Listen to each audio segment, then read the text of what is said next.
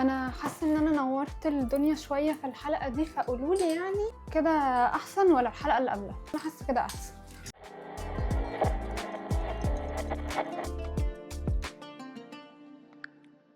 اهلا بيكم في حلقه جديده من برنامجكم سؤال الحلقه. مبسوطه قوي من الفيدباك المره اللي فاتت، ومبسوطه اكتر بقى من الفيدباك بتاع سؤال الحلقه بتاعت النهارده، لان الاقبال مش طبيعي. زي ما اتفقنا نزلت لكم على الستوري السؤال بتاع حلقه النهارده وقلت لكم تجاوبوا عليه، وفي كتير قوي منكم بعتوا لي كمان ريكورد مش مسج عاديه، وده بسطني قوي ومتحمسه. فيلا بينا. انا بصور الساعه 11:30 بالليل، فمش هشرب ايس كوفي دلوقتي، بس هشرب صودا عادي يعني طعمها حلو قوي. سؤال حلقه النهارده بيقول ايه اكتر فيلم مصري بتحبوه وليه؟ فان فاكت عني، في الاغلب انتم ما تعرفوهاش بس كل اللي في حياتي يعرفوها، انا بعشق الافلام المصريه، بالذات الفتره بتاعت من 2000 ل 2010 انا بموت فيها. كل الافلام اللي هي موجوده على روتانا السينما انا حافظاها وعارفاها واتفرج عليها وعايشه عليها وبستخدمها كضوضاء كده، اقعد بس بسمعها كده وانا بعمل اي حاجه او وانا بنام. انا بحب الافلام المصريه. شغلوا جنبي اي فيلم هعرف الافيهات بتاعته. تعالوا العبوا معايا اي لعبه فيها افيهات مثلا او حاجات بتاعت قول اميم او كده، اتحداكم تكسبوني، اتحداكم تجيبوا اي حد يكسبني. الحاجه الوحيده اللي هتخليني ما اكسبش مثلا هي ذاكرتي الضعيفه، لكن انا هبقى عارفه وحافظه كل حاجه موجوده ومكتوبه في الورق قدامي. حاسه ان انا اتحمست قوي، بس انا فعلا الموضوع ده بيحمسني، انتوا مش فاهمين ازاي. ولما ببقى شايفه حد مثلا مش عارف فيلم بيطلع على طول على روتانا سينما او مثلا مسرحيات قديمه او كده، بتجن اللي هو ازاي امال انتوا كنتوا بتتفرجوا على ايه وانتوا صغيرين؟ يعني انتوا بتعملوا ايه؟ بنتفرج على كرتون كل حاجه، بس الافلام لا. بحب الافلام وبحب التمثيل. انا ما اعرفش برضه انتوا عارفين الموضوع ده ولا لا، بس اعتقد انك كنت سيرته كذا مره في الاكونت عندي ان انا فعلا بحب التمثيل. انا كنت بمثل وانا صغيره في المدرسه، دخلت المسرح بتاع الجامعه بس طلعت منه لما كنت تعبت وكده، بس كان نفسي اكمل جدا ونفسي امثل دلوقتي. حاسه الموضوع هيبقى صعب شويه، بس انا نفسي امثل قوي. انا بحب التمثيل وبلاقي نفسي فيه، بحب يعني اطلع على مسرح عامه. واكتر بقى فيلم بحبه فيلم مصري، فيلم حب البنات. عايزه احكي لكم في الاول اصلا الفيلم ده انا ابتديت احبه ليه. حاسه ان انا عايزه امسك المايك. اوكي كده انا مبسوطه، بس حاسين ان انا في راديو، يعني حاولوا تحسوا معايا ان انا في راديو. انا بحب الفيلم ده من اول ما اتولدت، يعني من زمان قوي. ليه؟ ماما كانت بتحبه قوي، وكان جات له فتره كده اللي هو مثلا اجس 2010 مثلا 2009، يعني جات له فتره كان بيجي كتير قوي على التلفزيون. دلوقتي مش بيجي خالص، معرفش ليه، بس هو كان بيجي كتير قوي على التلفزيون، وماما كان كل ما يشتغل كانت بتسيبه وبتحبه كده، فانا كنت بحبه من زمان جدا. لما كبرت شويه بقيت في فتره المراهقه كنت بريليت لغادة بطريقة، يعني أنا كنت غادة، وأعتقد كل البنات في فترة من حياتها عدت بالوقت اللي هي كانت فيه غادة. دبش، مش طايقة نفسها، مش طايقة حد، تتجنب أي حاجة وكل حاجة ودايما هتبقى سخيفة بس هي في نفس الوقت من جواها يعني انتوا فاهمين لو شفتوا الفيلم فانتوا فاهمين. جيت بقى لما دخلت الجامعه، انا كنت قاعده في السكن اللي انا كنت فيه ما كانش فيه اي وسيله من وسائل الترفيه، ما كانش فيه اي وسيله من وسائل الكهرباء عامه، يعني غير النور اللي بينور، لكن حتى مفيش مروحه. اوكي، فمفيش تلفزيون، مفيش اي حاجه تسلينا. يعني فكنا بنعمل ايه؟ اي حد يسافر او كده مثلا، او لما يكون في نت او كده، كنا بنحمل كل الافلام اللي ممكن نتفرج عليها او نسمعها واحنا بنعمل المشاريع. بنسمع الافلام عشان احنا مش بنتفرج، احنا مش شايفين الفيلم، احنا حاطينه في الباك جراوند كده يسلينا واحنا بنعمل المشروع مثلا اللي عندنا في الجامعه او كده. فمن ضمن الافلام اللي كانت موجوده طبعا في الليسته دي كل افلام روتانا سينما عامه، واكتر حاجه كنا بنحب نتفرج عليها هي فيلم حب البنات. وكنا بنتفرج عليه يا جماعه بشكل مثلا اعتقد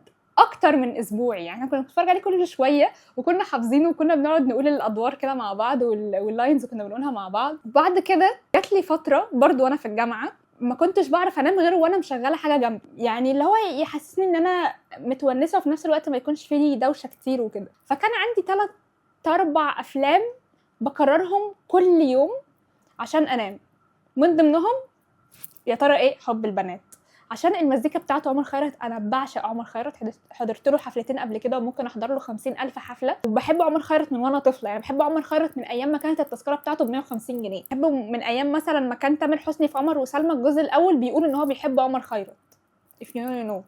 الفيلم نفسه مريح، يعني بغض النظر ان هم طول الوقت بيتخانقوا بيصوتوا في بعض وكده، بس هو الفيلم نفسه بيهدي قوي.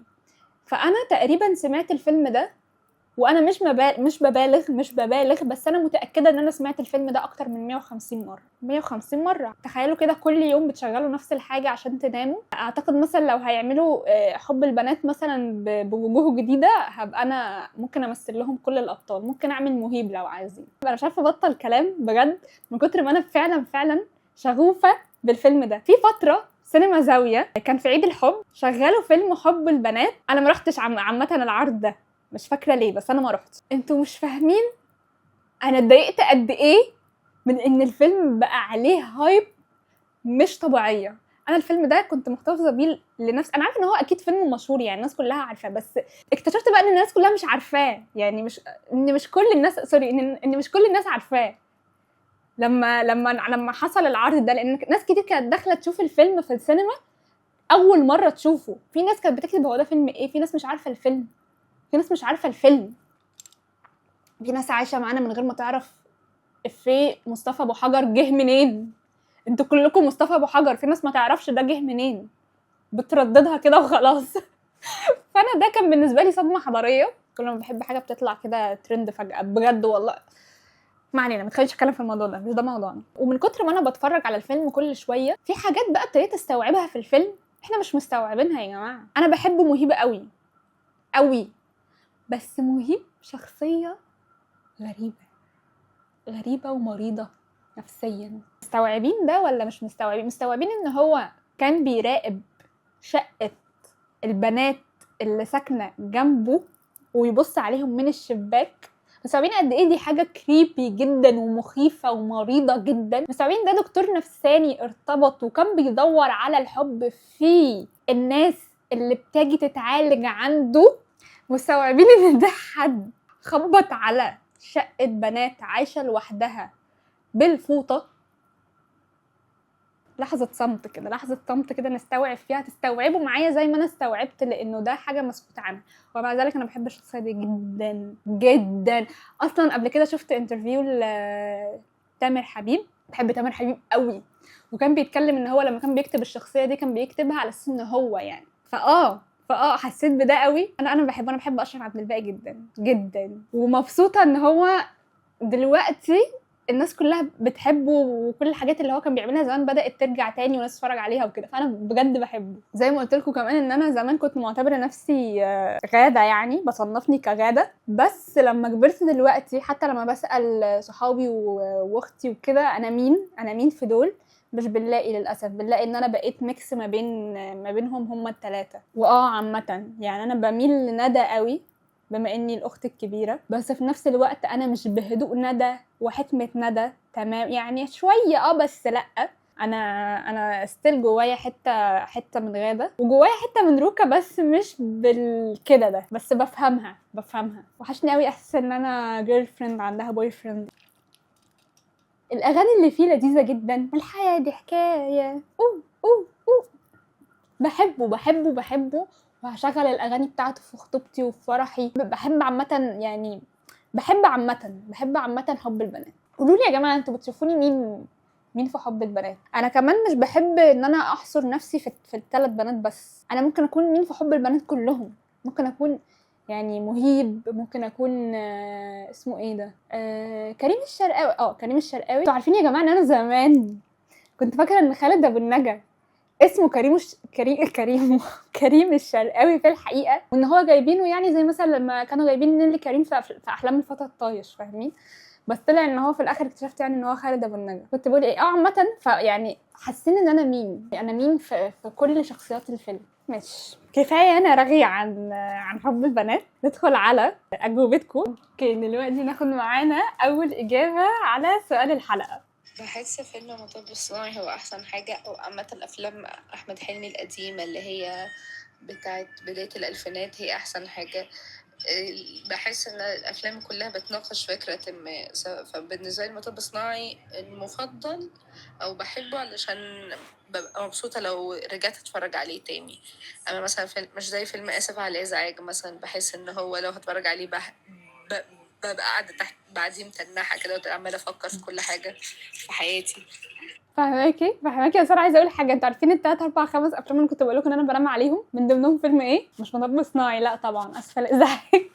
اسف على الازعاج. ليه؟ لانه اسف على الازعاج برضو بيهديني، المزيكا بتاعته برضو بتهدي جدا، مع انه فيلم فعلا بيخلي الواحد يفكر كتير قوي. هو فعلا فيلم عظيم عظيم يعني، هو تحفه ما فيهوش غلطه، فيلم بجد كل حاجه فيه حلوه، اختيار الاغاني فيه حلو قوي، الفيلم نفسه كل ما بتتفرجوا عليه هتلاقوا تفصيله تحفه. يعني مثلا لما كان بيلعب شطرنج، الشطرنج بتاعه بس هو اللي كان بيتحرك، مثلا لما كان بيلعب مع بابا، فاهم؟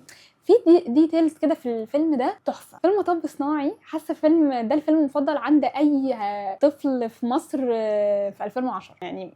انا معرفش الفيلم ده نزل سنه كام، بس هو يعني الحقبه الزمنيه دي عامه ده اكيد الفيلم المفضل عند اي طفل وقتها. بحب قوي المشهد لما كان في الميكروباص وبيقرا الكتاب بتاع قوه عقلق الباطن. بحب المشهد. اوف، ريكورد ده دقيقتين، سريع شويه. اكتر فيلم بحبه فيلم الباب المفتوح بتاع فاتن حمامه. الفيلم ده ابيض واسود قديم، بس هو من الافلام المفضله بالنسبه لي بصراحه. هو انا بحبه لان هو بيناقش افكار عميقه جدا، وان هو بدا بدايه الفيلم بليلى اللي هي فاتن حمامه، انها كانت لسه صغيره متخبطه، فتعرضت لتجربه حب مش كويسه وكانت توكسيك، فهي بقى في دماغها ان كل العلاقات هتبقى توكسيك وانه ده الطبيعي. فلما جت لها علاقه صحيه هي رفضت انها تدخلها بحجه ان هي خايفه من ان هي تطلع علاقه توكسيك. كل الحاجه دي كانت حاجه في مخها، بالعكس ان الطرف الثاني اللي كان معاها كان شخص كويس جدا وكان بيدفعها للامام، فده خلاه ان هو فضل متعلق بيها، بس مشي سافر. فهي اتقدم لها الدكتور بتاعها في الجامعه لان هي شافت فيه ان هو شخص مثالي، ان هو شخص كويس، شخص كبير في السن، اكبر منها بشويه فعنده خبره اكتر منها، ان هو شخص محترم، مكانته الاجتماعيه وسط الناس عاليه. فاول ما راح اتقدم لها هي وافقت على طول. بعد فتره اكتشف ان هو لا، بالعكس، ان هو انسان مش كويس، وان هو انسان يعني مش اللي هي كانت متوقعاه. فهي حست بحاله من الخذلان، ولكن استسلمت للامر الواقع. افتكرت انه مش مهم، اهم حاجه ان انا اكون برضي اهلي وبرضي الناس اللي حواليا وبرضي المجتمع، وانا قدام المجتمع كده حد كويس. فبعد فتره جه اللي كانت بتحبه جه من السفر، فهي خلاص قررت انها مش عايزه تعذب نفسها اكتر من كده. والمفروض ان في الوقت ده في الفيلم كانت العدوان الثلاثي على مصر، فهي ومسافره راحت سابت اهلها وراحت سافرت مع اللي كانت بتحبه ده، سافروا مع بعض بورسعيد عشان خاطر يناضلوا ويجاهدوا مع بعض في سبيل الوطن، ويبقى يعني في ميكس كده مشاعر ما بين حب الوطن والحب، وفي مشاعر جميله جدا. انا الفيلم ده بحبه قوي. المهم انا بجد بحب البرنامج قوي. اول حلقه نزلت بصراحه عجبتني جدا وحبيت الفكره، وحسيت انه ايوه لو ضفنا ان كل حد بيبعت مسج بصوته فهنعيش الفايبس بتاعه الاذاعه وكده. بالظبط. فبصراحه حاجه جميله جدا. انا اسمي احمد عبد الناصر، في ثالثه ثانوي، بس يعني واخد بريك شويه. فبصراحه انا مبسوط جدا من البرنامج، واتمنى انك تستمري في الحلقات، واتمنى انه ما يبقاش فيه رسائل كتابيه بس، لانه الصوت أيوة. كل صوت مع الكلام بيوصل الفايب بتاع الموضوع، وبرضه عشان خاطر ناخد كده نتناقل الخبرات من بعض، ويبقى فيه كده ساتيسفاينج، الموضوع يبقى مريح كده ولذيذ. صراحه انا فكره البرنامج عجبتني جدا، كرييتيف قوي، وبحييكي واستمري. شكرا شكرا شكرا شكرا لصديق البرنامج احمد على انا مبسوطه قوي، حاسه بجد ان انا في راديو. انا فيلم الباب المفتوح ده للاسف ما شفتوش قبل كده، من انا بشوف افلام ابيض واسود كتير جدا، بس ما اعرفش ازاي الفيلم ده عدى كده من عليا. بس من حكيك هو الموجز كده للفيلم، حاسه ان انا عايزه اشوفه، حاسه ان انا عايزه اشوف المشاعر دي. انا طبعا بحب فاتن حمامه قوي يعني، ماشي هحطه في الليست. شكرا على الفيدباك. انا يلا يا جماعه، ممكن كلكم تبعتوا لي ريكورد عامله الشبه كده في الحلقه الجايه ارجوكم. ماشي. انا هقرا رساله دلوقتي برضو بتقولي فيلم الباب المفتوح، عارفين المسج اللي ورا الريكورد ده على طول. صالح سليم وفاتن حمامه، انا بحب صالح سليم قوي، انا مش عارفه ازاي مش شايفه الفيلم ده. لا هشوفه فعلا. تقول جميل وراقي وفي اجمل معاني الحب والانسانيه اللي بنتمناهم يكونوا موجودين دلوقتي. اوكي، هناخد رساله ثانيه.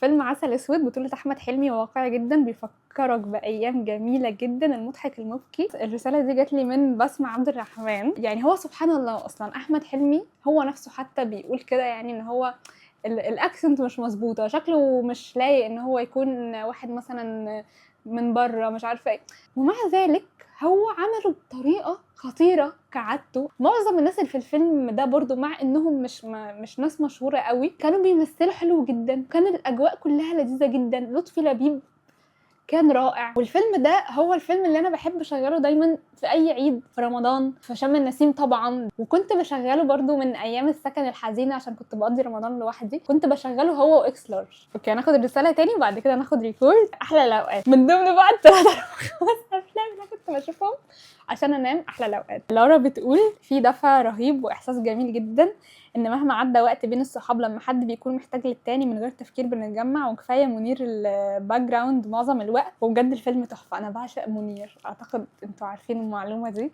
حتى لو مش عارفينها اعتقد بان على شكلي ان انا بحب منير، من الوشوش اللي تبصوا في وشها كده تقولوا اه البنت دي شكلها بتحب منير. بحب شكل حنان ترك في الفيلم ده جدا جدا، شكلها شيك قوي. بحب عمرو واكد، وحشني عمرو واكد. بتخض من امير كرارة في الفيلم ده لانه ما كانش يعني امير كرارة بتاع دلوقتي. بحب الله يرحمه استاذ خالد صالح، الله يرحمه، بجد كان ممثل عبقري.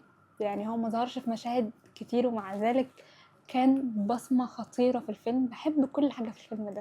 بحس ان انا لوحدي، بحس ان انا محتاجة بنات حواليا اتفرج على الفيلم ده. بحب منظور صداقات البنات في الفيلم ده. اوكي، ناخد ريبورت تاني من سيرينا. سيرينا اسمك حلو قوي، اول مرة اشوف حد عربي او مصري، لسه هنعرف. اسمه سيرينا. ما عندي خبرة كتير، بس بحس عسل اسود لانه بحس انه بوصف مش بس الشعب المصري، كمان كتير شعوب عربية تانية، او انه كتير مواطنين عرب اللي ما عندهم خبرة ببلدهم وزي هيك. ورغم هيك احنا بنضل نحب بلدنا رغم كل الصعوبات او الاشياء هاي. لذيذة قوي. انتي من فين يا سيرينا؟ شكرا. انتي من فين؟ شكرا على مشاركتك. عايزه اقول لكم يا جماعه انه انا بقلب دلوقتي فيلم عسل اسود متكرر كتير جدا، تقريبا اكتر فيلم متكرر هو فيلم عسل اسود. اوكي، ناخد ديكور تاني من مريم عمر. انا بحب الفيلم بتاع عسل اسود قوي. هو في ايه؟ واضح ان عسل اسود بجد محبوب من كله وبالذات من العرب. انا بجد كل ما افتح شات مكتوب فيلم عسل اسود. حب البنات اهو اخيرا، بحسه دافي كده ما زهقش منه، ويبين قد ايه الحب والتشجيع يقدر يغير طريقه تفكيرنا ويغيرنا شخصيا للاحسن. برضو عسل اسود تاني، اوكي، اخيرا لقينا فيلم غير فيلم عسل اسود. اكتر فيلم مصري بحبه هو بيبو وبشير. الرساله دي من زمردة خالد. يا جماعه اساميكم مميزه وحلوه جدا. اكتر فيلم مصري بحبه هو بيبو وبشير، وبحب افصل بيه لو انا في ضغط في حياتي او كده. هو فيلم خفيف رومانسي كوميدي. بحب قوي الخناقات اللي ما بينهم طول الفيلم، والاغنيه بتاعت حلم وحصل. يا الله، الاغنيه دي خطيره ومش مشهوره. مش فاهمه ازاي مش مشهوره مع ان هي بجد خطيره. ماشي اهدي يا شهد، تشل. لا ما علينا. دايما لما بسمعها بحس ان عندي طاقه من جديد اكمل اللي بعمله. ايوه بجد الاغنيه دي حلوه قوي، محدش بيتكلم عليها بس هي بجد حلوه قوي. احنا ليه مش بنعمل افلام الروم كوم دي كتير؟ محتاجين نعملها اكتر واكتر واكتر. بجد بحب الفيلم ده قوي. بحب محمد ممدوح فيه. يا جماعه انا من توب 5 اكتر 5 ممثلين بحبهم في حياتي. محمد ممدوح ممثل رائع رائع رائع رائع رائع. بيعمل رومانسي تحفه. ليه فيلم هو ونيلي كريم اسمه بشتري راجل. بحب الفيلم ده قوي. كل ما بتفرج على محمد ممدوح دلوقتي وارجع اتفرج في بيبو وبشير واستوعب لا لا لا لا لا لا. وقتها كمان آسر ياسين ما كانش عنده البرسونا بتاعت آسر ياسين بتاعت دلوقتي. يعني آسر ياسين كان اللي هو مش اكتر حد شكله جميل في العالم من وقت 100 وش، وهو البرسونا بتاعته ان هو حد وسيم وكده ولابس بدله وكده. وقتها ما كانش كده، وانا كنت بحبه قوي. كنت بحبه قبل ما الناس بقى تفهم. الرساله دي من ميار اسامه، بتقول برضو ان رقيه شبهها في شخصيتها. مفيش بنت اتفرجت على حب البنات غير مثلا وحطت نفسها مكان واحده من الشخصيات او كان بتريليت ليها على الاقل. هو بجد فيلم خلاص بقى مش هنقعد الحلقه كلها نتكلم على حب البنات وعسل اسود. خلصنا يعني. اذاعه حب. استنوا نقرا المسج دي وبعد كده ندور على الريكورد التاني. شيماء محمد بتقول اذاعه حب فيه انه مش لازم نغير من نفسنا عشان نخلي الناس تحبنا لدرجه ننسى احنا ايه وننسى شخصيتنا. لا، هيكون في ناس تحبنا زي ما احنا عادي جدا. بحب الرساله بتاعه الفيلم قوي. بحب الفيلم قوي. بحب مزيكه الفيلم قوي. اعتقد واضح يا جماعه من كتر ما انا كل مره بتكلم عن مزيكه الفيلم، بس فعلا مزيكه الافلام انا بحب اسمعها. يعني انا اصلا وقت الكليه كان عندي بلاي ليست كده فيها بس عباره عن مزيكه الافلام المصريه، وبقعد اسمعها وبتونسني قوي وبحبها قوي. يلا غير عمر خيرت بحب كمان هاني شنودة جدا الله يرحمه.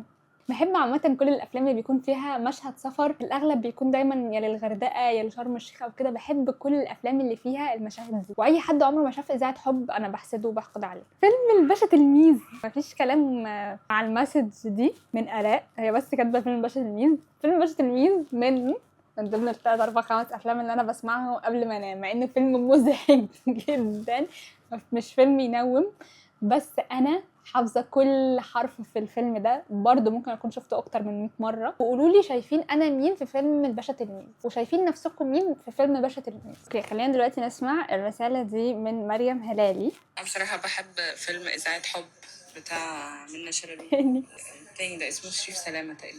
أيوة. بموت فيه بجد، بحس بالفايب اللي هو انا صغيره وانا عايشه، وبحس انه صح. ايوه. الوان كده، بحس الالوان جميله. مم.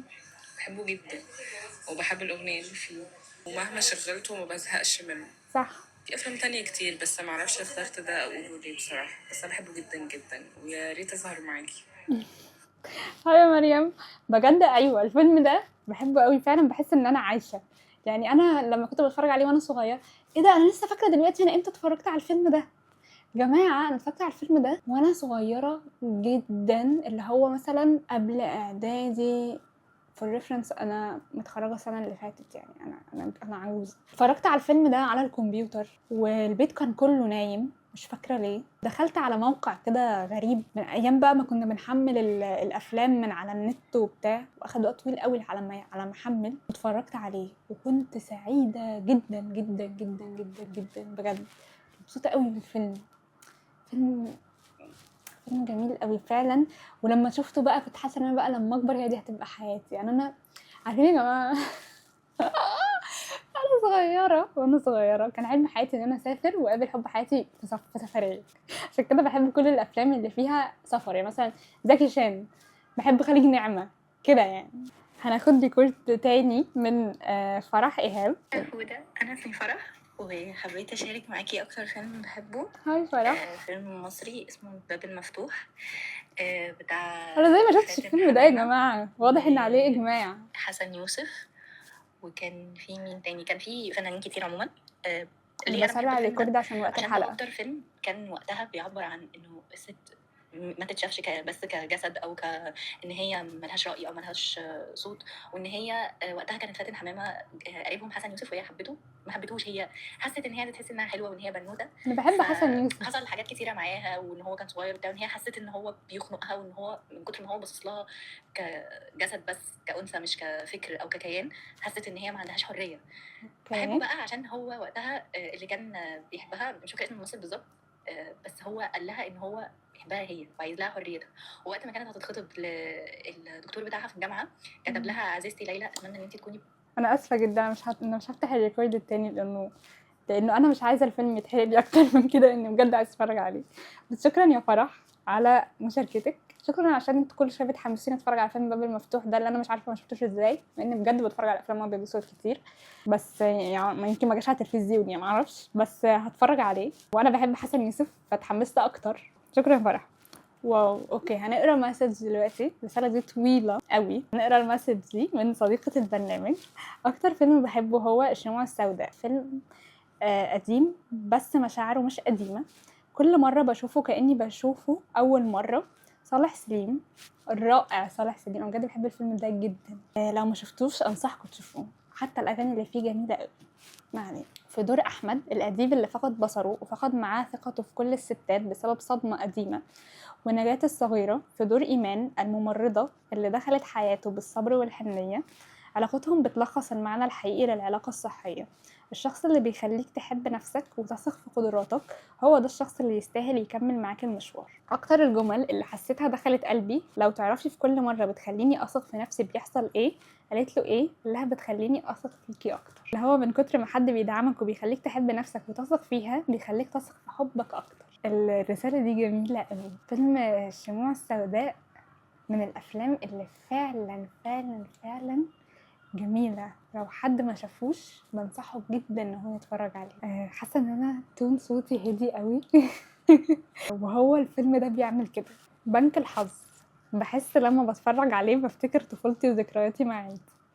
انا بحب بنك الحظ قوي. من اكتر الافلام اللي بتضحكني، من اكتر الافلام اللي بتضحك عامه في اخر 10 سنين. انا في ناس كتير قوي يا جماعه كاتبالي افلام مثلا من 2017 ورايح وبتتكلم عن طفولتها، فده موترني جدا بحسني بالسن.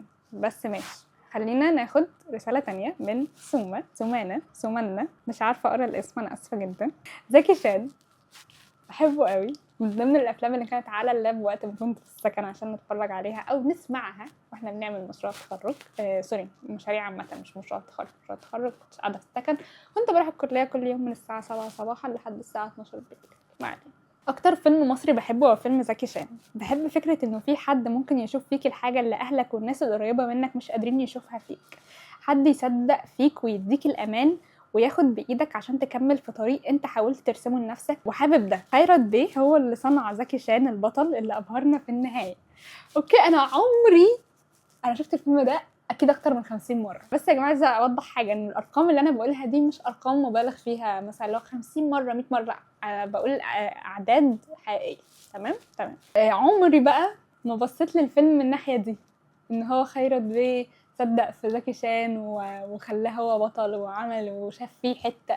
يعني انا بقرا المسج دي وانا مثلا بقول ايه، ازاي احمد حلمي شاف ياسمين عبد العزيز او العكس. شكرا بجد على المشاركه دي، وشكرا بجد على وجهه النظر اللي انا مش عارفه ازاي فاتت عليا دي، عجباني قوي، مبهوره عامه. اوكي، ناخد رساله.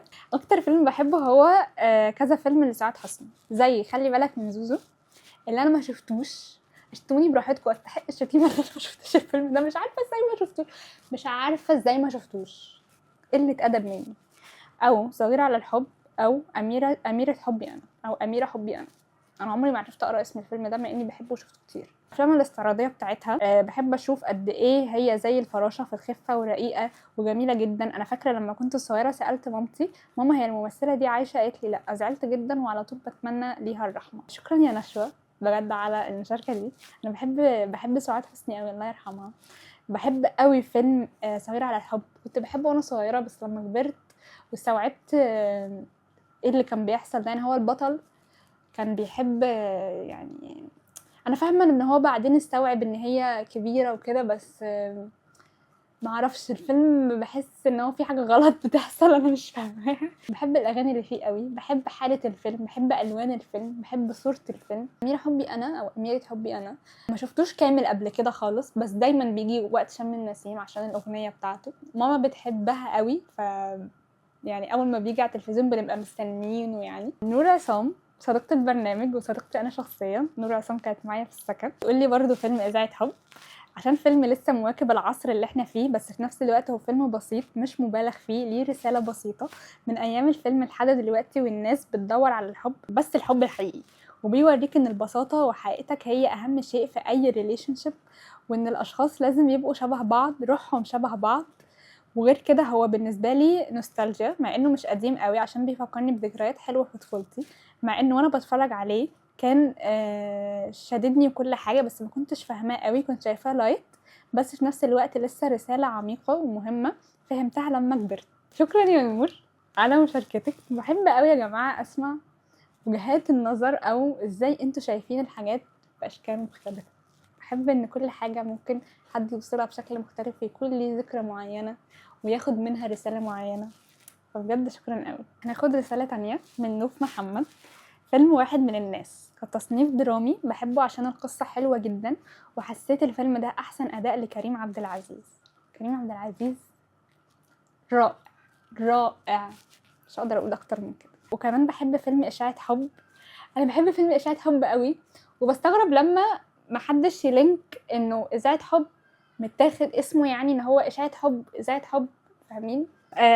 بس الفيلم ده بجد لذيذ قوي كتصنيف رومانسي وكوميدي، وعشان تقريبا ده اول فيلم قديم اشوفه، وبحب حاسه ان ده اول فيلم قديم معظم الناس تشوفه. انا فاكره ايه اول فيلم قديم شفته، بس انا متاكده ان هو من اول 3 افلام ابيض واسود انا شفته. وبحب عمر الشريف فيه قوي، وكمان يوسف وهبي، بجد يوسف وهبي في الفيلم ده دمه خفيف جدا وبيضحكني جدا جدا جدا. الريكورد ده من مريم محمد.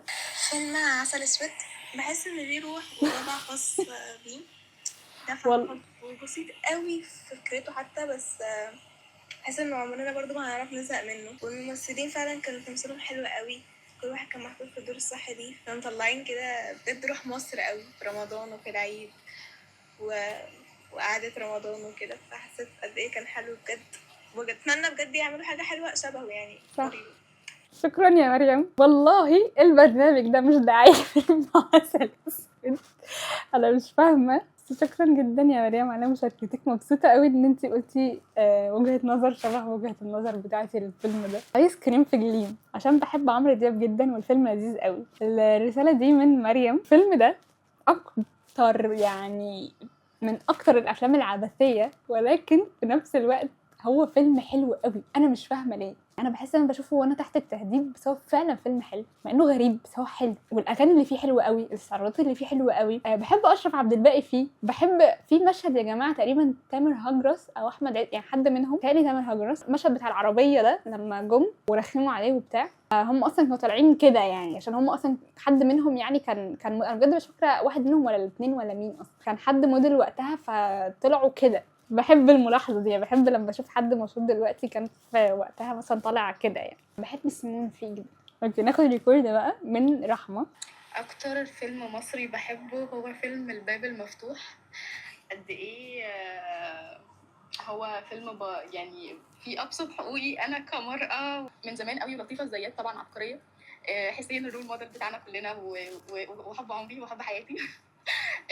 بس لما بنشوف بقى في الواقع بيكون في صدمه كبيره، رغم ان المفروض ان ده كان يعني فيلم هدفه التوعيه من كام سنه، بس احنا لحد دلوقتي لسه بنعاني من نفس الحاجات يعني. ربنا يتولانا ان شاء الله. الحلقه دي برعايه عسل اسود والباب المفتوح. شكرا يا رحمه على مشاركتك الجميله. خلاص والله هتفرج عليه. انا اسفه انا ما اتفرجتش عليه، انا اسفه، انا محرجه جدا. ناخد رساله تانية من صديقة البرنامج. توني هيهدى عشان الفيلم ده بجد هو عباره عن التون ده بالظبط، بمزجته بكل حاجه. امبراطوريه مين؟ عشان كميه المشاعر المهوله والام اللي مش عارفه تختار ايه، نفسها تحب وتتحب بس عايزه راحه ولادها. انا كان نفسي تختار حبها في الاخر، بس مش فاهمه هو بيأثر فيا لدرجه ما اقدرش اتفرج عليه مع حد عشان بتأثر جدا وبحب اركز في كل تفصيله. مش حاسه ان انا عندي حاجه اقولها بعد اللي انتي قلتيه. هاي، انا شهد القطر. للاسف في 25 دقيقه راحوا مع اللي راحوا.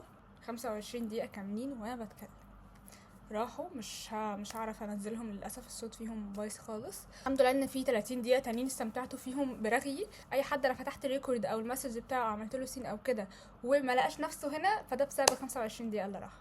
ما تزعلوش، اتكلمت لمده دقيقه، انا بقالي 25 دقيقه بتكلم وانا نفسي مش هعرف اسمعها. ما تنسوش تعملوا لايك وسبسكرايب وتكتبوا لي في الكومنتس اقتراحاتكم لاسئله الحلقه الجايه. احتمال تكون عن فتره ما بعد التخرج، لسه هنشوف مع بعض. تابعوا ستوري انستجرام عشان هي اللي بنزل عليها الاسئله وبخليكم تجاوبوا هناك. وما تنسوش تكتبوا لي فيلمكم المفضل في الكومنتس. بس كده اشوفكم الحلقه الجايه. باي.